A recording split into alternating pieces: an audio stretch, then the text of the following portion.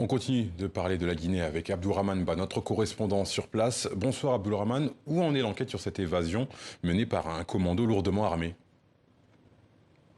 Bonsoir à tous. Alors, difficile de répondre avec des affirmations puisqu'aujourd'hui, on a été sévré d'informations par le ministère de la Défense nationale, et notamment qui s'était exprimé par deux fois hier via des communiqués de presse. Mais aujourd'hui, aucune communication n'a été donnée, notamment sur les enquêtes ouvertes pour retrouver le dernier fugitif toujours en cavale.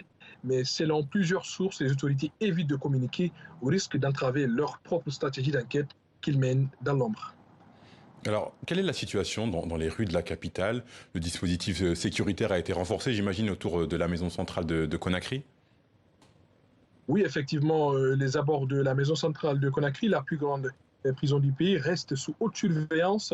Le dispositif habituel est fortement renforcé. Les voies qui passent devant la prison sont bouclées et interdites à toute circulation par des véhicules blindés, des agents des forces de l'ordre cagoulés et armes automatiques à main. Mais ce dimanche, il faut dire que la vague est en train de passer. La tendance est plutôt vers la reprise progressive des activités économiques, notamment en haute banlieue. La reprise est effective. Les marchés étaient ouverts aujourd'hui et la circulation très dense. Mais au fur et à mesure qu'on approche le centre-ville, on constate moins de personnes dans les rues, des rues occupées toujours par des groupes de militaires postés au niveau de certains lieux stratégiques de la capitale. Et aussi, il faut noter l'ouverture des accès menant à Kaloum, le centre administratif du pays. Elles étaient toutes bloquées hier samedi.